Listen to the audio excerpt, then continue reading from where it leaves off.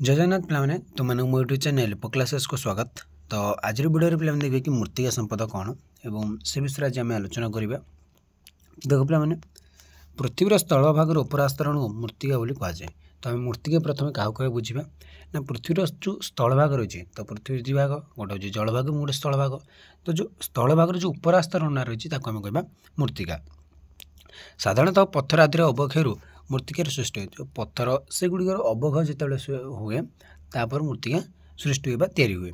विभिन्न प्राकृतिक शक्ति जपर उतापर तारतम्य जलर स्रोत वायु एवं अन्य कारण समूह पत्थर धीरे धीरे क्षय हो मूर्तिका होता है। तो माने विभिन्न प्रकार जो उतापर तारतम्य देखा गले जलर स्रोत माध्यम वायु बा अन्य कारण समूह पत्थरटा धीरे धीरे क्षय घटी से मूर्तिकार परिणत होता है। विभिन्न कारण अच्छी माने से कौन क्षय होवे पर यह मूर्तिकार विभिन्न जैविक पदार्थ मिसी बैक्टेरिया आदि सहायता मूर्तिका चाष उपयोगी होता है। जितेबाला गोटे मूर्तिकार परिणत हो गोटे पत्थरटा तो से विभिन्न प्रकार जैविक पदार्थ मिसे और से गोटे बैक्टेरिया सहित मिसे से गोटे कौन चाष उपयोगी मूर्तिका तैयारी हो जाता है। विभिन्न खनिज पदार्थ जैविक उपादान मिसे माटीर रंग हुए। तो जो अंचल खनिज पदार्थ जमती तार जमी जैविक पदार्थ से अनुजाई माटीर रंगटा से ही होता है। माटी अधिक लुहा रही है नालिया हो जाए, अधिक जैविक पदार्थ और कार्बन साधारणतः कला होता है। तो आम जब देखा तो माटीर जब अधिक लुहा अंश रहा तो से नालिया रंग रही माटीटा और जब अधिक जैविक पदार्थ और कार्बन रहा से साधारणतः कौन कला होता है। तो भारतर उपमहादेशर मूर्तिका भूविज्ञानी मैंने प्रधानतः चारि भाग में विभक्त करछन्ति। तो आमर गोटे है पट्टुमाटी जहाँ कहवा आलुवियाल, तार आसला रेगुर बा कृष्णकार्पास मूर्तिका, तार आसला रेड सॉइल बा लोहित वर्ण माटी और लैटेराइट जहाँ आम कह माकड़ा पत्थर। तो आम कह प्रकृति में चारि भाग प्रथम आसला पट्टुमाटी, तार आसला कृष्णकार्पास मूर्तिका, तार आसला लोहित वर्ण माटी, तार आसला माकड़ा पत्थर बा लैटेराइट। तो चारि भाग जो आमर मूर्तिटा भाग कर तो से विषय में देखा। प्रथम देखा आलुवियाल माने पट्टुमाटी हिमालय पर्वत श्रेणी उत्पन्न हुई ये माटी गंगा ब्रह्मपुत्र आदि विभिन्न नदी मान द्वारा बाहित हो भारत प्राय 40% मूर्तिया गठन कर। भारतर प्राय 40% माने 100 भाग 40 भाग मूर्तिया केवल ये पट्टुमाटी मान ही गठन कर। साधारणतः ये माटी उर्वर और चाष उपयोगी। तो जो आम पट्टु माने माटीटा से कौन चाष बहुत उपयोगी होता है और बहुत उर्वर मूर्तिका होता है। ये माटी पोटास फस्फरस चून और अन्य खनिज पदार्थ मान थाए। जैव खाद्यान धारण क्षमता यही माटीर कम। तो ये माटीर जैव खाद्यान धारण क्षमता बहुत कम होती है किंतु एथिरे कौन पोटास फस्फरस चून और अन्य खनिज पदार्थ मान सब रही है। पट्टुमाटी जानिले तो पट्टुमाटी आम कौन कृषि कार्य बहुत से लाभ देता है कारण से नदी मान पाखे देखा मिलता है। तो से कृषि से बहुत उर्वर होता है। तो आसला रेगुर बा कृष्णकार्पास मूर्तिका। रेगुर मूर्तिका साधारणतः कृष्ण बन से कला रंगर मूर्तिकाटा है। ये मूर्तिका कपा चाष उपयोगी यहाँ कृष्णकार्पास मूर्तिका बोली कहुए। तो कहुए ना कृष्णकार्पास मूर्तिका कौन पाए ना ये आम कपा चाष है बुझीपार तो पे कपा चाष मैंने कौन ना कपा चाष करने यही माटीटा निहाती दरकार ना से माने कौन कृष्णकार्पास मूर्तिया बिना अन्य को माटी कपा चाष हो पार नहीं। ये मूर्तिर सब बड़ गुण है या जल बाष्प को धरी रखार क्षमता रखे। जो जल बाष्प रही धरी रखी थाए किंतु अन्य मूर्ति प्राय धरी पारि न था धरी रखी नहीं पारती। बट कृष्णकार्पास मूर्तिका जल बाष्प को धरी रखार साहाय्य करे। Calcium carbonate magnesium carbonate potash आदि खनिज द्रव्य यही मूर्तिकार बहुल परिमाण था। तो ये माटी कौन कौन रही है सब खनिज पदार्थ गुड़िक खनिज द्रव्य गुड़िक calcium carbonate magnesium carbonate potash ये टाइप सब खनिज द्रव्य गुड़िक ये मूर्तिकार देखा मिलता है। कौ मूर्तिकार ना कृष्णकार्पास मूर्तिकार खरादिन जल बाष्प सुखीगले माटी बड़ बड़ फाट देखा जाए फल मूर्तिका निम्न अंश पवन पशे और बैक्टेरिया आदि जीव को बचार साहाय्य करे। तो जितेबाला खरादिन जो जल बाष्पटा कमी जाऊँगी माटी जा फाटी जा फल से अंश को माने पूरा तल को से माने कौन फाटी जाइथिबा जो माटी फाटी जाइए जो रास्ता द्वारा माटी कौन पवन गुड़ कौन से माटी भितर पशि था और बैक्टेरिया जीव मानक बचार से साहाय्य करे। पश्चिम भारतर महाराष्ट्र गुजरात उत्तर प्रदेश पश्चिमांचल मूर्तिया प्रधानतः रेगुर जातीय माने महाराष्ट्र और गुजरात से कौन कपा चाष कर। गुजरात से सब विभिन्न प्रकार कल रही सूता कल लुगा कल कौन पाए ना ये आम कृष्णकार्पास मूर्ति से रही है। रेड सॉइल व लोहित मूर्तिका भारतर दक्षिण पूर्वांचल यही मूर्तिका द्वारा गठित। समग्र रेगुर मूर्तिका चारिपटे यही लोहित मूर्तिका घेरी रही छोटनागपुर ओडिशा मध्यप्रदेश प्रधानतः लोहित मृत्तिका द्वारा गठित। तो आम कौटा ना छोटनागपुर ओडिशा और मध्यप्रदेश एगुड़िक आम कौन ना लोहित मृत्तिका देखा मिल। ये मृत्तिकार छोट छोट पथर आदि रही है। बैक्टेरिया आदि पोषण ये मृत्तिका उपयुक्त नुहे। बैक्टेरिया पोषण में ये मृत्तिका उपयुक्त नुहे। तेणु जैव खाद्यान्न संरक्षण में मृत्तिका उपयुक्त नुहे। तो ये मृत्तिका जैव खाद्यान्न संरक्षण पर उपयुक्त नुहे कि आमर बैक्टेरिया आदि पोषण में ये मृत्तिका उपयुक्त नुहे। तो लैटेराइट बा मांकड़ा पत्थर ये मृत्तिका भारत ठाए ठाए छोट छोट खंड भूमि देखा जाए मांकड़ा पत्थर गोटे गोटे गोटे देखा जाए सब जगह नुह सेमती किसी साधारणतः प्रबल वृष्टिपात फल जल माटी भितर शोषी हो जाए फल लोहित मृत्तिका बा रेगुर आदि मृत्तिकार परिवर्तन लैटेराइट धरण मृत्तिका होता है। जितेबाला प्रबल वृष्टिपात हम से जलटा माटी भितर पशि शोषी हो जाए जो माटी भितर पशि सी शोषी होगला लोहित मृत्तिका बा रेगुर गुड़िक लोहित मृत्तिका बा आम कह कौन पोट मृत्तिका से मृत्तिकार परिवर्तन से लैटेराइट धरण मृत्तिका तैयारी करता है। तो आसला मोर मृत्तिका। तो मोर मृत्तिका कौन ना मोर मृत्तिका कहले प्रधानतः बाली आम जो मोर मृत्तिका कह से प्रधानतः आम बाली बुझू। यही बाली रे विभिन्न प्रकार लवण मिसी थाए। यही मृत्तिकार जैव पदार्थ खूब कम परिमाण थाए। तो मोर मृत्तिकार आमर कौन ना बाली बोली आम बुझे और यही बाली आम विभिन्न प्रकार लवण मिसिक सब रही है। तो आसला मृत्तिका प्रदूषण कौन जानिया। तो विभिन्न प्रकार मृत्तिका विषय जानले ए देखिए मृत्तिका प्रदूषण कौन। तो विभिन्न शिल्प कारखानार रासायनिक पदार्थ पारमाणविक विद्युत केन्द्र निर्गत विभिन्न तेजस्क्रिय वर्ज्य पदार्थ ताप विद्युत केन्द्र उत्पन्न फ्लाई आश क्षय होन प्लास्टिक द्वारा मृत्तिका प्रदूषित होता है। या छड़ा जमी चाष जमी कीटनाशक विभिन्न रासायनिक सार द्वारा मृत्तिका प्रदूषित होता है। तो कौन ना पे जमी आम देखा कारखाना मानक निर्गत रासायनिक पदार्थ ता सहित पारमाणविक विद्युत केन्द्र निर्गत विभिन्न सब तेजस्क्रिय पदार्थ गुड़िक ता सहित तापज विद्युत केन्द्र उत्पन्न फ्लाई आश माने से जो आम धूआं जा पाउंश जाक क्षय हो प्लास्टिक जो प्लास्टिक जहाँ क्षय हो माटी मिसी न से गुड़िक जो माटी मिसी माने कौन रुहती माटी उपर पड़ती से गुड़ कौन माटी को प्रदूषित कर दिखती। या छड़ा जो चाष जमी कीटनाशक विभिन्न रासायनिक सार द्वारा मृत्तिका प्रदूषित हुए। विभिन्न प्रकार कीटनाशक और रासायनिक सार द्वारा कौन मृत्तिका प्रदूषित होता है। मृत्तिका प्रदूषणकारी विभिन्न शिल्प मध्य रही चर्म शिल्प प्लास्टिक शिल्प कागज शिल्प तैल विशोधनगार निर्गत वर्ज्यवस्तु। तो युग ना मृत्तिका से प्रदूषण कर दिखती। गोटे हिसाब से जमापड़ी भारत में वर्ष प्राय 2 कोटी टन फ्लाई आश निर्गत हो मृत्तिका उपर एक आस्तरण तैयारी करे मैंने फ्लाई आश मान जो धूआं जाक सब उड़ी उड़ी आसिक से कौन माटी पर सब गदा ही रुहति से गोटे कौन आस्तरण तैयारी कर गोटे कौन जमी मृत्तिका गोटे आस्तरण सेमती से गोटे आस्तरण मृत्तिका उपर तैयारी कर। अनुगुल पाखे तैयारी होता नाल्को कारखाना निर्गत फ्लाई आशर प्रदूषण में परिवेशविद मानू चिंतार पकई। तो आम जो नाल्को अंचल है नाल्को कारखाना जो फ्लाई आशटा आसी पड़ी से गोटे कौन परिवेशविद मानू से गोटे चिंतार पकई देती। बर्तमान आम अनुगुल बा आम ओडिशार विभिन्न धातु पदार्थ शिल्प प्रतिष्ठान मानक बाहर माटी सहित मिसी थाए। तो विभिन्न धातु पदार्थ गुड़िक शिल्प प्रतिष्ठान मानक बाहर माटी सहित से मिसी थाए। ये धातु पदार्थ मान मध्य सीसा निकेल पारद क्रोमियम आदि प्रधान। तो विभिन्न जो धातु पदार्थ गुड़िक शिल्प प्रतिष्ठान जो शिल्प प्रतिष्ठान बाहर जो माटी सहित मिसी थाए तो से गुड़ कौन ना सीसा निकेल पारद एगुड़िक बहुत माने कौन धातु पदार्थ गुड़िक गृहस्थल निर्गत आवर्जना मृत्तिका प्रदूषण एक बृहत उत्स जो आम घर बाहर जो निर्गत आवर्जना गुड़ से कौन मृत्तिका प्रदूषण सबुठ गोटे बड़ उत्स।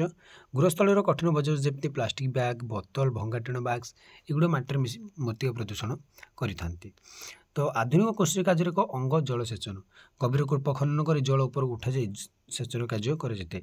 ये जल रही विभिन्न धरण लवण अत्यधिक सेचन कार्य जो ये लवण मृत्तिकार सह मिश्री मृत्तिकार लवण अंश वृद्धि पाए फल मृत्तिकार अन्य गुण नष्ट हो उर्वरता ह्रास पाए। कौन कहला ना पे गभीर कूप खनन कर जल उपर उठा जाए उठे सेचन कार्य आम कराए।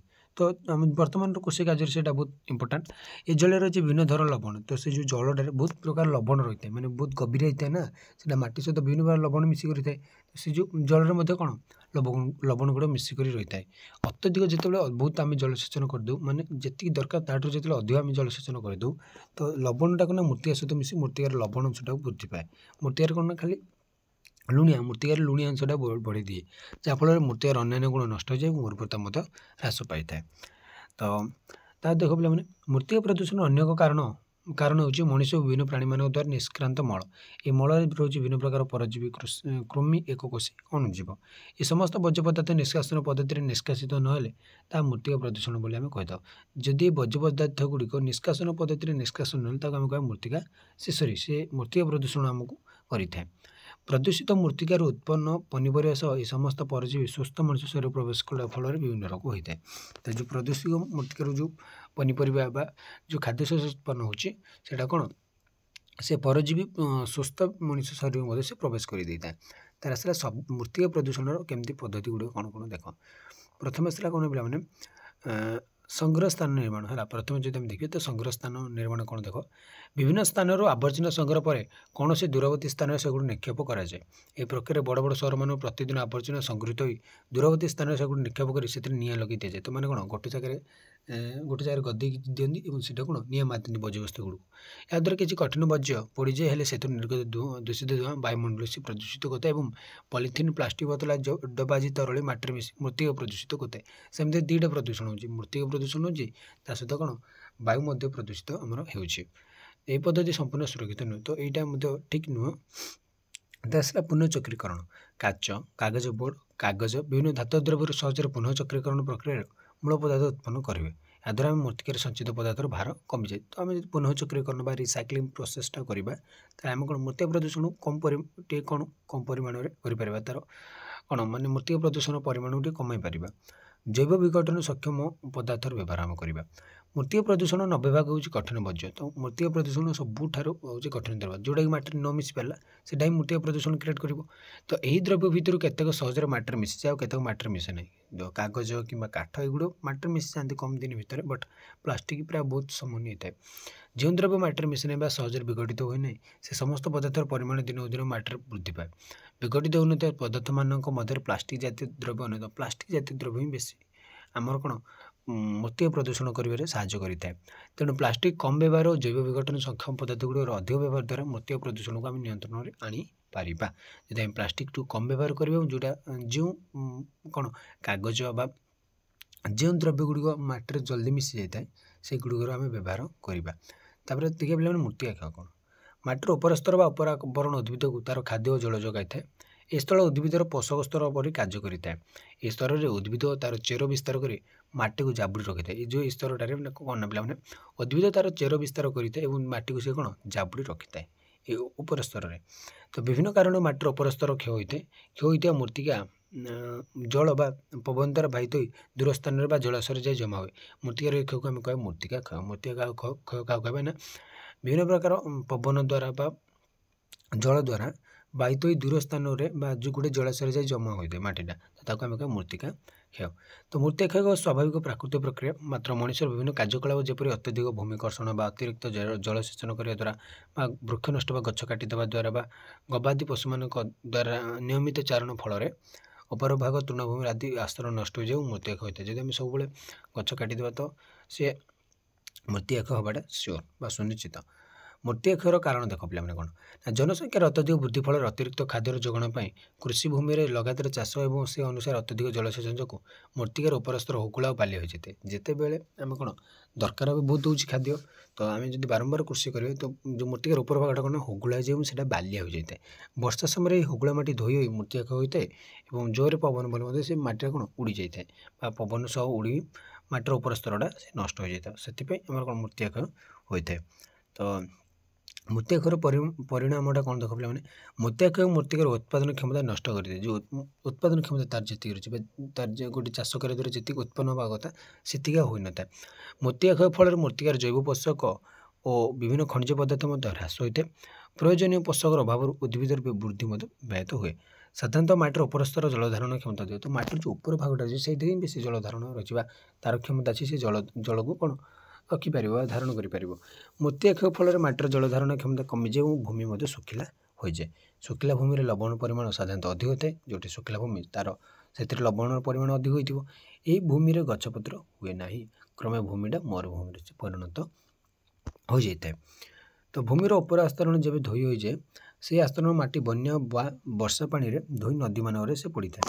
तो जो भूमिर आस्तरणा कह जाए पे धोई हो जाए से आस्तरण माटी बन्या वर्षा पानी रे ଧୋଇ ହୋଇ ନଦୀମାନଙ୍କରେ ସେ ପଡ଼େ। ତ ପିଲାମାନେ ତୁମେ ସବୁ ନିଜେ ନିଜେ ଦେଖିଥିବ ବି ଯେତେବେଳେ ଜୋରସେ ପବନ କେମିତି ବାଲି ଯାକ ଉଡ଼ିଥାଏ ବା ବର୍ଷା ହେବା ଦ୍ୱାରା ଗୋଟେ କ'ଣ ନଦୀର ସବୁ କ'ଣ ଯେଉଁ ସାଇଡ଼୍ରେ ନଦୀ କୂଳମାନଙ୍କର ସବୁ ମାଟି ଗୁଡ଼ିକ ମଧ୍ୟ ଧୋଇ ନେଇଯାଇଥାଏ। ତ ସେଇଗୁଡ଼ିକ ଦ୍ୱାରା ହିଁ ଆମର କ'ଣ ମୃତ୍ତିକାକ୍ଷୟ ହୋଇଥାଏ।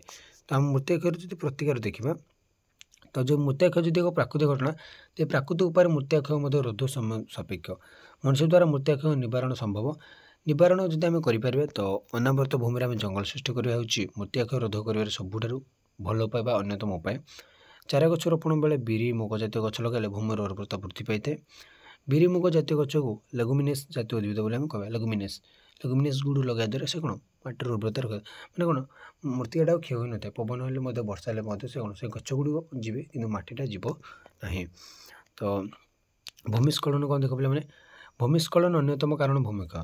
ଭୂମିସ୍ଖଳନର ସୂତ୍ରପାତ ହୁଏ ମଣିଷର ବିଭିନ୍ନ କାର୍ଯ୍ୟକଳାପରୁ ଓ ପ୍ରାକୃତିକ ଘଟଣାବଳୀ ବା ମନୁଷ୍ୟକୃତ ଘଟଣାବଳୀ ଦ୍ୱାରା ଆମର କ'ଣ ଭୂମିସ୍ଖଳନ ହୋଇଥାଏ। ଅତ୍ୟଧିକ ବୃଷ୍ଟିପାତ, ହଠାତ୍ ବନ୍ୟା, ଖରସ୍ରୋତା ନଦୀ ଦ୍ୱାରା ମୃତ୍ତିକାକ୍ଷୟ, ଅରଣ୍ୟ କ୍ଷୟ ପ୍ରଭୃତି କାରଣରୁ ଭୂମିକ୍ଷୟ ହୋଇଥାଏ। ଏହାଛଡ଼ା ପାହାଡ଼ରୁ ଅତଡ଼ା ଖସିବା, ପାହାଡ଼ରୁ ଢାଲୁ ଅଞ୍ଚଳ ବିଭିନ୍ନ ପ୍ରାକୃତିକ କାରଣ ଭୂମିସ୍ଖଳନ ହୋଇଥାଏ। ତ ଆମେ ତାପରେ ଦେଖିବା ପିଲାମାନେ ଭୂମିସ୍ଖଳନ କାରଣ ତ ଗୋଟେ ରହିଲା ପ୍ରାକୃତିକ ଆଉ ଗୋଟେ ହେଲା ମନୁଷ୍ୟକୃତ। ତ ପ୍ରାକୃତିକ ଯଦି ଆମେ ଦେଖିବା ତ ପୃଥିବୀର ଉପର ଆସ୍ତରଣ ମୃତ୍ତିକା ବା ମାଟି ଦ୍ୱାରା ଆବୃତ। ମୃତ୍ତିକା ସାଧାରଣତଃ ଦୁଇଟି ପ୍ରକ୍ରିୟାରେ ତିଆରି ହୋଇଥାଏ। ପ୍ରଥମତଃ ବିଭିନ୍ନ ପ୍ରାକୃତିକ ପ୍ରକ୍ରିୟାରେ ବଡ଼ ବଡ଼ ପଥର ଗୁଣ୍ଡ ହୋଇ ଛୋଟ ଛୋଟ ଖଣ୍ଡରେ ପରିଣତ ହୁଏ। ପରେ ଛୋଟ ଛୋଟ ଖଣ୍ଡ ଆହୁରି ଛୋଟ ଛୋଟ ଖଣ୍ଡରେ ପରିଣତ ହୁଏ। ତ ଦ୍ୱିତୀୟ ପର୍ଯ୍ୟାୟରେ କ'ଣ ପଥର ଅତି ଛୋଟ ଛୋଟ ଖଣ୍ଡ ବିଭିନ୍ନ ଜୈବିକ ଅଜୈବିକ ପ୍ରକ୍ରିୟା ଦ୍ୱାରା ମୃତ୍ତିକାରେ ପରିଣତ ହୋଇଥାଏ। ଏହି ପ୍ରକ୍ରିୟା ସମ୍ପୂର୍ଣ୍ଣ ଭାବେ କୋଟି କୋଟି ବର୍ଷ ଲାଗିଥାଏ। କ'ଣ ନା ପ୍ରଥମେ କ'ଣ ନା ଗୋଟେ ପଥରଟେ ବିଭିନ୍ନ ପ୍ରାକୃତିକ ପ୍ରକ୍ରିୟାରେ ବଡ଼ ବଡ଼ ପଥର ଛୋଟ ଛୋଟ ହୁଏ, ଛୋଟ ଛୋଟ ପଥର ତାଠୁ ଛୋଟ ଛୋଟ ଖଣ୍ଡରେ ସେ ପରିଣତ ହୋଇଥାଏ। ସେ ଯେଉଁ ଛୋଟ ଛୋଟ ଖଣ୍ଡ ବିଭିନ୍ନ ଜୈବିକ ଅଜୈବିକ ପ୍ରକ୍ରିୟା ଦ୍ୱାରା ସେ ମୃତ୍ତିକାରେ ପରିଣତ ହୋଇଥାଏ। ତ ବିଭିନ୍ନ ପ୍ରାକୃତିକ କାରଣ ମୃତ୍ତିକାକ୍ଷୟ ହୋଇଥାଏ। ଯେମିତି ମୃତ୍ତିକା ଗଠନ ଅପେକ୍ଷା କ୍ଷୟର ବେଗ ଅଧିକ। ତ ମୃତ୍ତିକା ଗଠନ ଯେତେ ଜଲ୍ଦି ହୋଇନଥାଏ ମୃତ୍ତିକାକ୍ଷୟ ସେତେ ଜଲ୍ଦି ହୋଇଯାଇଥାଏ। ମୃତ୍ତିକାକ୍ଷୟର ପରବର୍ତ୍ତୀ ଅବସ୍ଥା ଭୂମିସ୍ଖଳନ। ଅନେକ ଗୁଡ଼ିଏ ପ୍ରାକୃତିକ କାରଣରୁ ମୃତ୍ତିକାର ଉପର ସ୍ତରଣରୁ ଗଛ ପତ୍ର ଗୁଳ୍ମ ଘାସ ଆଦି ନଷ୍ଟ ହୋଇ ମାଟି ଟାଙ୍ଗରା। ଯେତେବେଳେ ମାଟିଟା ଟାଙ୍ଗରା ହୋଇଯିବ ଏହାକୁ ଡିନିଡେସନ୍ ବୋଲି ଆମେ କହିଥାଉ ବା ଅନାଚ୍ଛାଦନ ବୋଲି କୁହାଯାଏ। ଅନାଚ୍ଛାଦନ ପରେ ପବନ ବଲେ ସେ ସମସ୍ତ ଭୂମିରୁ ବାଲି ଓ ହାଲୁକା ମାଟି ଉଡ଼ିଯାଏ ନିକଟବର୍ତ୍ତୀ ଭୂମି ଉପରେ ପଡ଼େ। କ୍ରମେ ସେ ଭୂମି ତା'ର ଉର୍ବରତା ହରାଇ ଦିଏ। ତ ଏଇଗୁଡ଼ିକ ରହୁଛି ତା'ର ଗୋଟେ ଆମେ କହିବା ପ୍ରାକୃତିକ କାରଣ। ତ ତା ସହିତ ଗଛ କାଟି ଜଙ୍ଗଲ ନଷ୍ଟ କରିବା, ଚାଷ ଜମି ପାଇଁ ଜଙ୍ଗଲ ନଷ୍ଟ କରିବା, ଖଣିଜ ଦ୍ରବ୍ୟ ସଂଗ୍ରହ ପାଇଁ ଜଙ୍ଗଲ ନଷ୍ଟ କରିବା, ଗମନାଗମନ ସୁବିଧା ପାଇଁ ଜଙ୍ଗଲ ନଷ୍ଟ କରୁ କରୁ ବର୍ତ୍ତମାନ ଏଭଳି ଅବସ୍ଥାରେ ଆମେ ପହଞ୍ଚି ଗଲୁଣି ଦେଖିଲେ ମନେ ହେଉଛି ଆଉ ପାହୁଣ୍ଡେ ଆଗେଲେ ସତେବା ସବୁ ନଷ୍ଟ ହୋଇଯିବ। ତ ଏହି କାରଣ ହେଉଛି କ'ଣ ନା ଆମର ଭୂମିସ୍ଖଳନର ଗୋଟେ ମୁଖ୍ୟ କାରଣ। ତ ଅରଣ୍ୟକ୍ଷୟର ପରିଣତି ସୁଦୂରପ୍ରସାରୀ ଜଙ୍ଗଲ ନଷ୍ଟ ଦ୍ୱାରା ମୃତ୍ତିକାକ୍ଷୟ ଏବଂ ସେଥିସଙ୍ଗେ ଭୂମିସ୍ଖଳନ ମଧ୍ୟ ହୁଏ। ଭୂମିସ୍ଖଳନ ପିଲାମାନେ ବହୁତ ଡେଞ୍ଜରିୟସ୍, ମାନେ ଗୋଟେ ପାହାଡ଼କୁ ମଧ୍ୟ ସେ ମାନେ କ'ଣ ତଳକୁ ପକାଇ ଦିଏ। ମାନେ ଏତେ ଜୋରସେ ଯଦି ହେବ ଭୂମିସ୍ଖଳନ ଗୋଟେ ପାହାଡ଼ ମଧ୍ୟ ଖସିଯାଏ ତଳକୁ। ତ ଭୂମିସ୍ଖଳନକୁ ଆମେ କେମିତି ନିବାରଣ କରିପାରିବା ତ ଦେଇଛି ନା ପାର୍ବତ୍ୟ ଅଞ୍ଚଳରେ ଯେଉଁଠି ଭୂମିସ୍ଖଳନ ପ୍ରାୟ ହୋଇଥାଏ ସେ ସମସ୍ତ ଅଞ୍ଚଳରେ ଗବାଦି ପଶୁମାନେ ବନାଞ୍ଚଳରେ ଚାରଣ ସମ୍ପୂର୍ଣ୍ଣ ରୂପେ ବନ୍ଦ କରିବା, ମାନେ ଗାଈ ଗୋରୁମାନଙ୍କୁ ଚରିବାକୁ ଛାଡ଼ିବା ନାହିଁ। ଯେଉଁମାନେ ଗବାଦି ପଶୁପାଳନ କରିବେ ସେମାନେ ବାହାରୁ ପଶୁ ଖାଦ୍ୟ ଆମଦାନୀ କରିବେ। ତ ଯିଏ ପଶୁ ରଖିବାକୁ ଚାହୁଁଛି ତ ସେ ବାହାରୁ ମଧ୍ୟ ଖାଦ୍ୟ ସେମାନେ ଆଣିପାରିବେ।